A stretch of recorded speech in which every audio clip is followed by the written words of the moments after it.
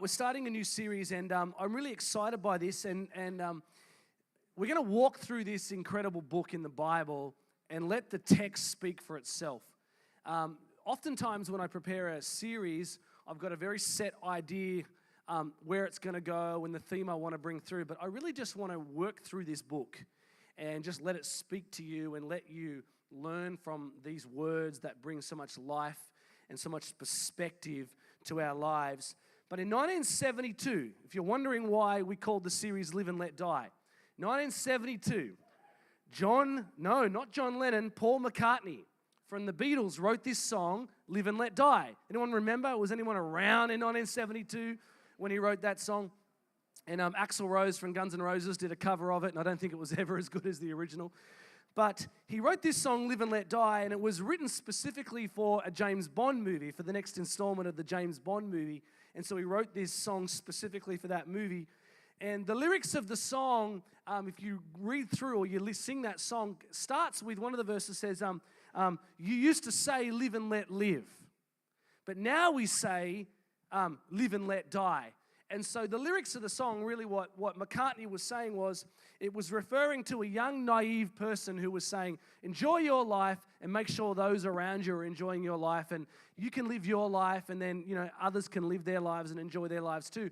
But by further down, the lyric writer or the person that McCartney is referring to this song has figured out in life that really you come to the point where, it's not true by the way, where it's just live and live for yourself and everything around you, what else? Well, who cares? Just live for you. Live and let die. In other words, you live for you and whatever happens to anyone else around you, who cares? And yet, that song was so popular, but that's a mindset that still prevails in culture today.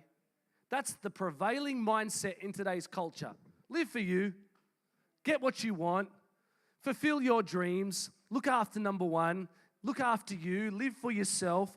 Chase after your dreams. And yet what we're going to find out in this incredible book that Paul wrote to the Philippian church is it's exactly the opposite message. The exact opposite message that Paul is going to talk about. We're going to explore things like selfless living. We're going to talk about purpose. We're going to talk about making a difference on the earth. We're going to talk about ultimately one thing, living for Christ over living for self.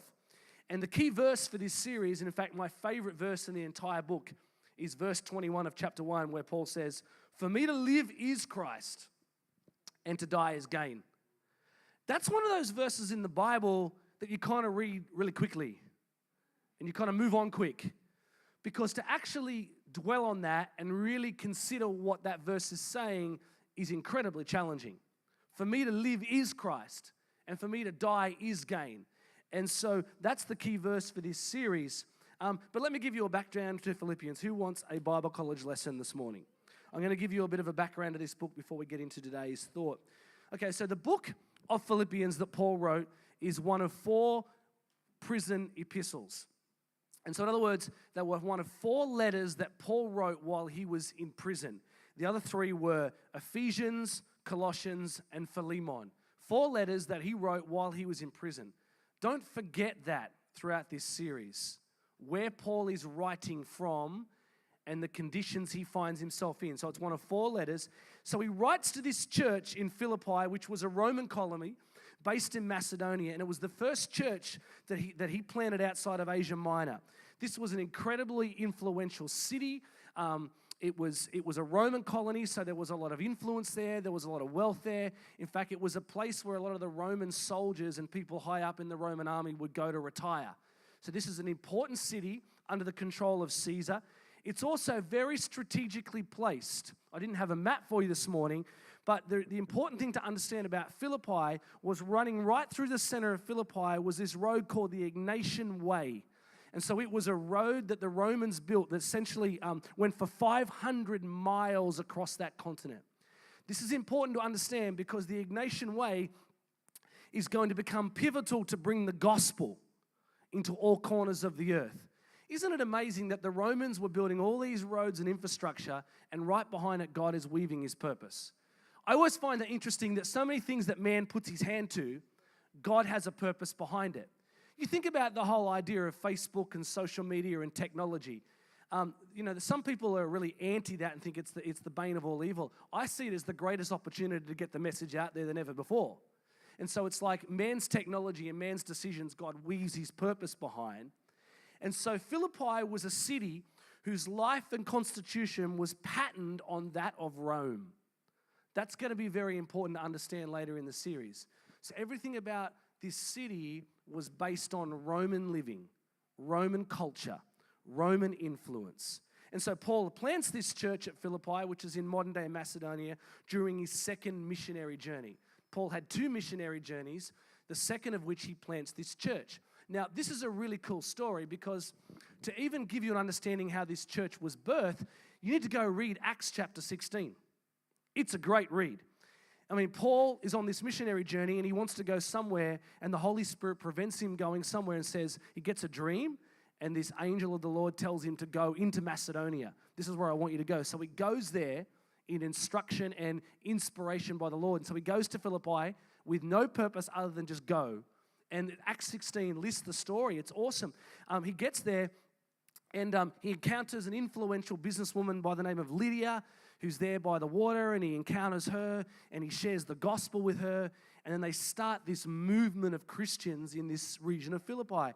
Isn't it interesting that the first person that Paul encounters in this city is an influential business person?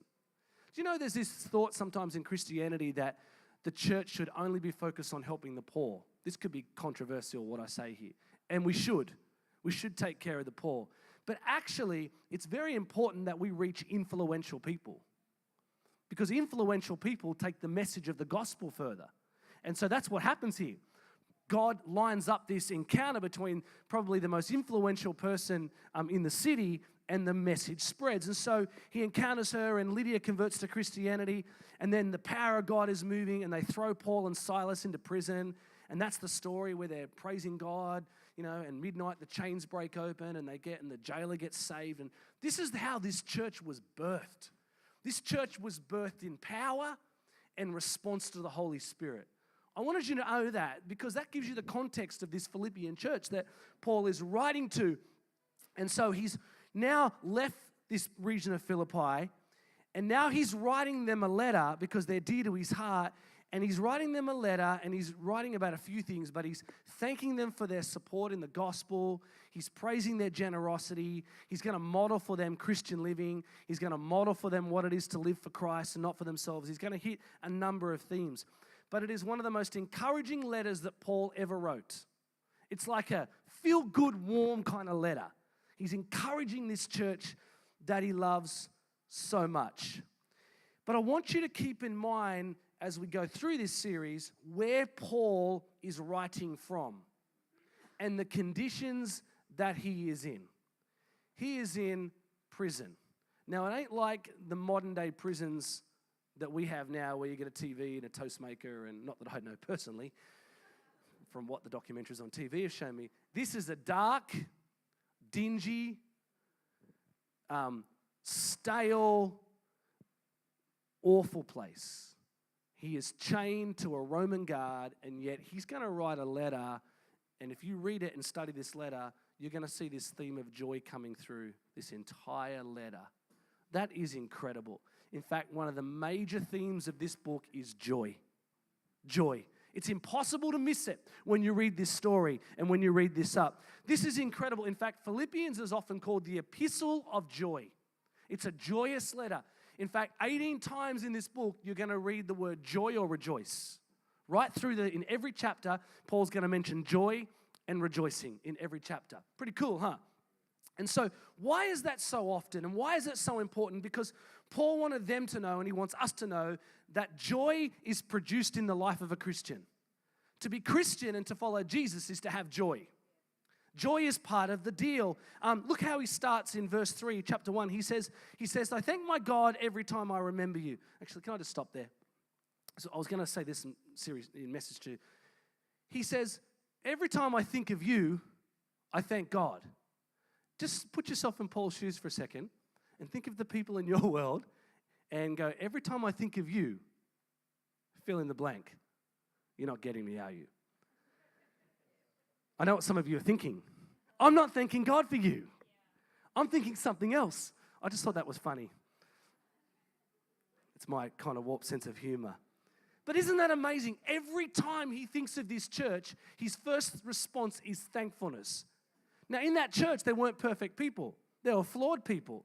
And every time he's thinking of this church, thankfulness and joy is bubbling up in his heart. And so verse 3, he says, I always pray with joy. Verse 21, he goes, where is it? Verse 21, I continue to be joyful and continue to rejoice. Chapter 4, I will rejoice and I will have joy. Isn't that amazing? That despite his circumstances, Paul had a continual joy in his heart. Despite his circumstances. We live in a world today where there are 100 different reasons for you right now to not have joy. 100 different reasons, perhaps more. Joy, joy, joy. In fact, Jesus promised us joy in John chapter 15, verse 11. He said, I've told you these things so that you will be overfilled with joy. My joy. Yes, your joy will overflow. Isn't that an amazing promise? Not just any joy, his joy. Jesus' joy. I want to say to you this morning, if joy is not being produced in your life in following Jesus, then you haven't grasped the truth of the gospel. You were saved. You were set free from sin. Your eternity is sure. God's never going to abandon you nor forsake you. God's for you. He's not against you. He's blessed you. He's good. There's a reason to be joyful. Paul is saying joy is what comes out of a Christian. Do you remember that old Christian song that you might have sang in kids' church many years ago? I've got the joy, joy, down in my heart, down in my heart. Down in my heart, I've got the joy, joy, joy. Down in my heart, we will cut the song right there. The truth is, that's part of the deal. And so what I want to do for the remaining time this morning is contrast with you the difference between joy and worldly happiness. That's what I want to spend the rest of my time on. I want to contrast joy and happiness. You are living in a world where everybody is on a quest for happiness.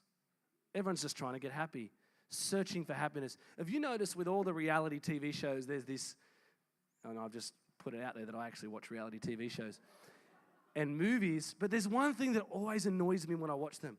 It's this idea that I just want you to be happy. I just want you to be happy. Every movie is all about happiness. Think about it. We don't like the movies that don't end in happiness. We want the boy to get the girl. We want it all to work out. We want the princess to have the castle and the prince because we want happiness. We are on a search for happiness. In fact, controversially, here's what I want to say to you. People are not on a quest for truth as much as they are for happiness. Think about it. Interestingly, Jesus, when he approached the gospel and shared the news, he came from the happiness angle, not the truth angle. The Beatitudes teach us that. He says, blessed are those who are, and that blessed, Makarios, also means happy. And so Jesus knew that every human being is on a quest for happiness. And so we are in a world where we are on a search to find happiness, and everybody just wants to get happy, right?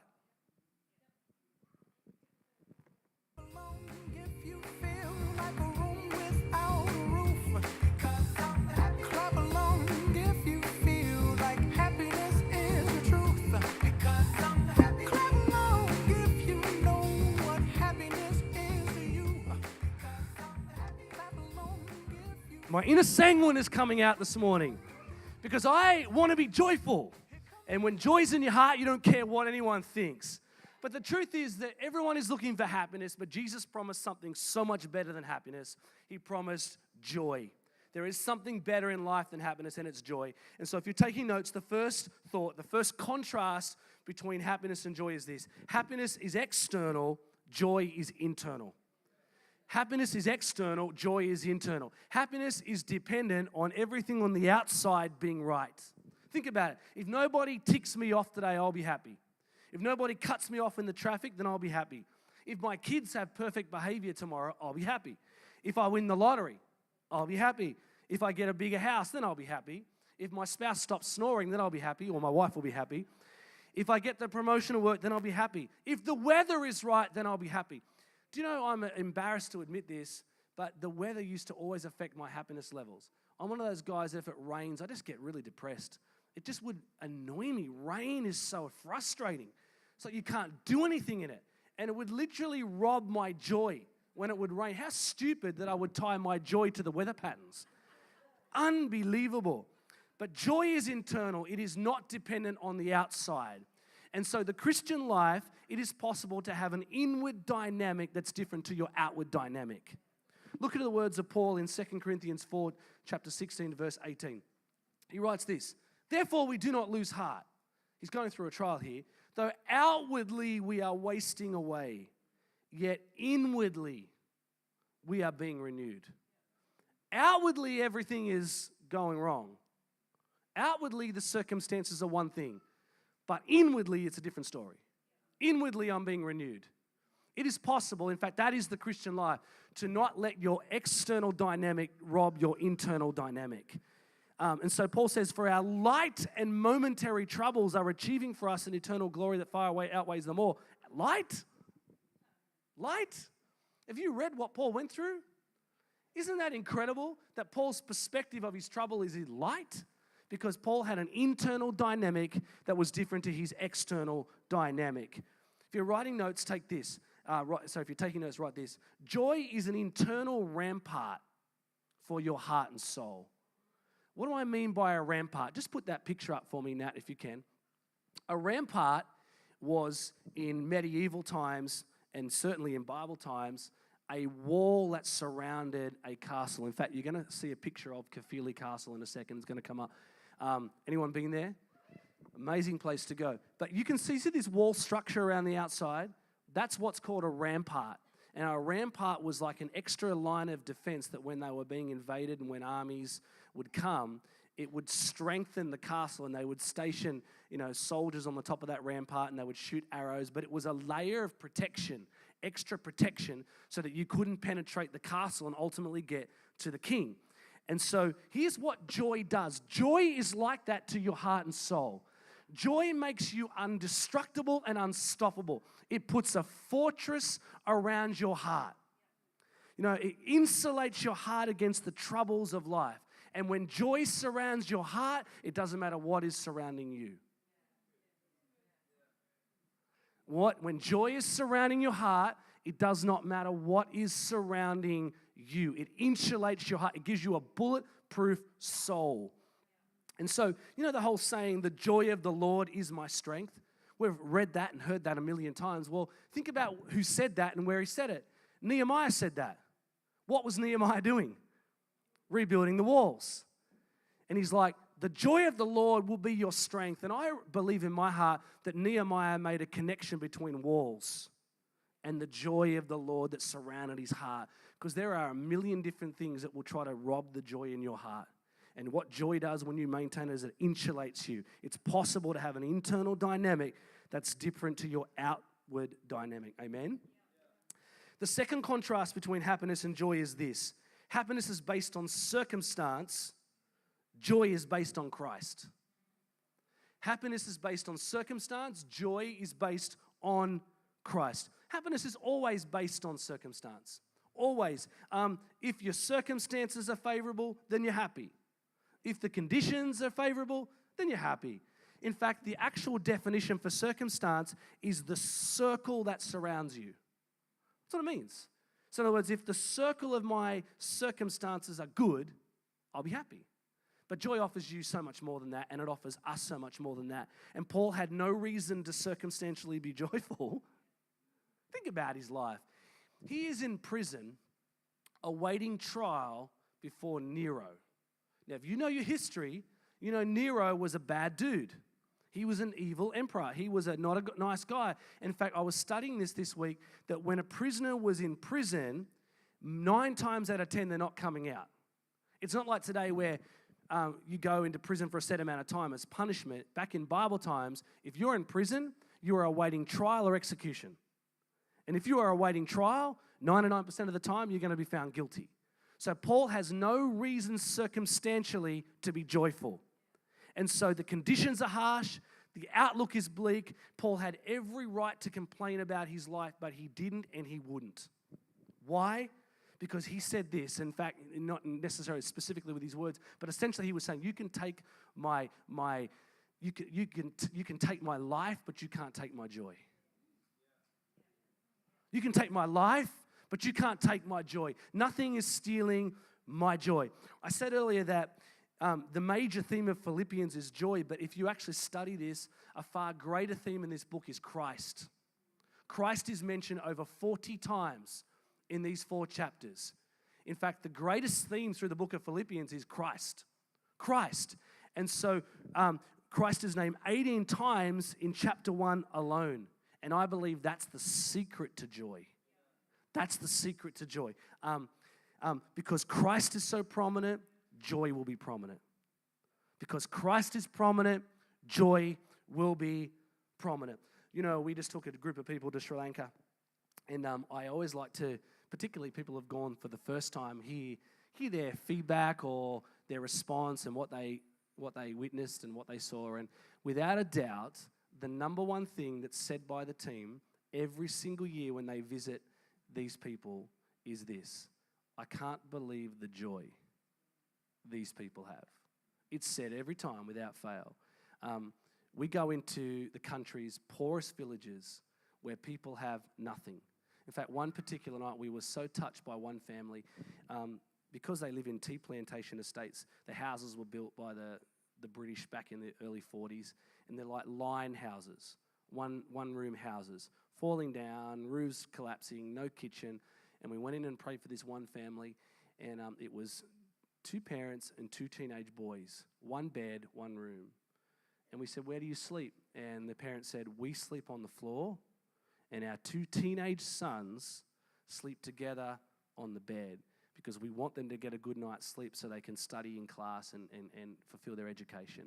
Yet this family had a joy that I have never seen before. It was like a sparkle in their eyes. Why? Because they had found Christ. They had Christ. And it's interesting that whenever you realize that Christ is all you have, you realize that Christ is all you ever needed anyway. Isn't that incredible? No reason to be circumstantially joyful, yet they are joyful because they have Christ. And no matter what you are going through this morning, if you've got Jesus in your heart, that's a reason to sing. That's a reason to be joyful. Because joy is not based on circumstance, it's based on Christ. Christ alone. The third contrast between the two is this: happiness happens by chance, but joy happens by choice. Happiness happens by chance, joy happens by choice. You know, the word happiness is based on happenings. If it's happening. In fact, the word happiness was Latin originally. And do you know the part of the word happiness is Latin, and it means good fortune or good luck. That's what it means. In other words, if circumstances are fortunate right now, if it's favorable, I'll be happy. It happens by chance, not by choice. There are so many people that tie their happiness to a future event that might or may not even happen. Why would you put your happiness in something that may never even happen? If I meet the perfect one, if I end up owning a home, and not saying those goals are bad, they're not. But if you're going to tie your joy and your happiness to that, you're going to be miserable for the rest of your life. I find it funny, you know, it's like people that put their lotto numbers in every week. Probably going to offend you if you put lotto in. I'm a Christian, so I don't do lotto. But you know the people that every week faithfully line up and they put their Powerball numbers in, hoping to get that big jackpot at the end. And week after week, they're glued to the TV to see if they win the lottery because they've tied their future happiness to winning the lotto.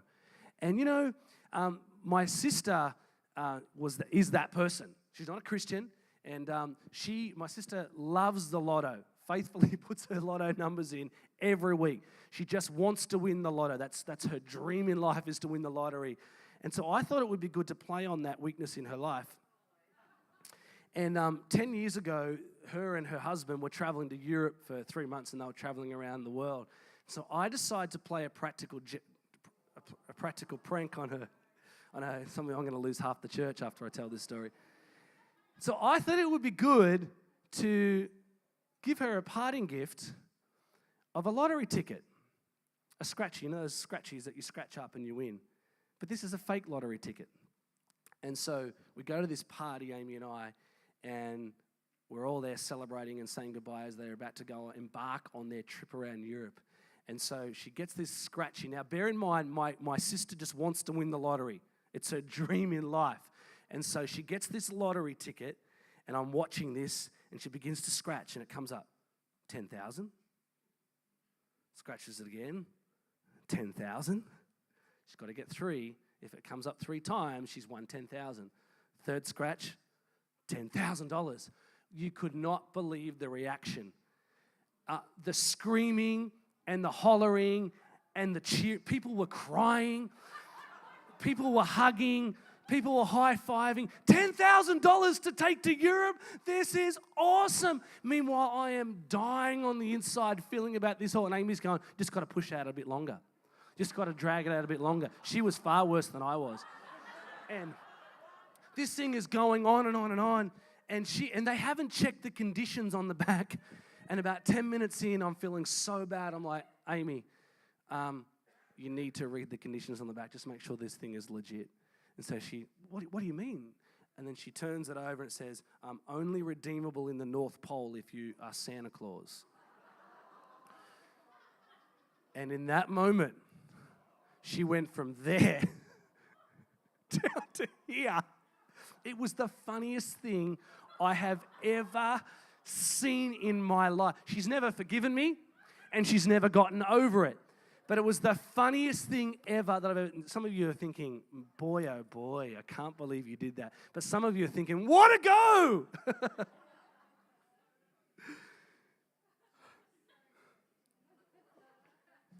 She got me back many times. But what I want to say to you is don't let your joy to be dictated by your circumstance. Don't let it be tied to something you can't control. That's the problem with happiness. If it's tied to circumstance, it's tied to things you cannot control. And God has given you and I the power to choose joy every day of our life. In fact, one of the mature, as the band joins me, one of the signs of mature Christianity is how you respond to bad days. That's actually one of the signs that you are maturing, when you are able to respond with joy in your bad days. And as a new Christian, as an early Christian, I'd have plenty of days where I wasn't joyful, but as I've matured and as I've trusted God more, I've learned how to respond to my bad days a lot better. And so Paul says, choose joy. Chapter 4, verse 4, he says, rejoice in the Lord always. And then he says, I will say it again, rejoice. Why does he repeat himself? Why would Paul repeat himself? Because he knows that it won't feel natural the first time. It's not a natural response to be joyful when the health reports come in this week, or, you've lost someone you love, or the bills come in. He knows it's not a natural response, but he says there's something about it when you choose it, you'll begin to feel it. Because joy is never based on feelings. It's based on faith.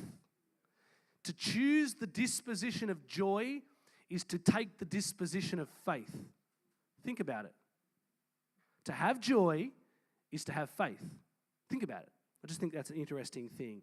And so Paul says, choose it. You have to choose it. You have to choose it day in, day out.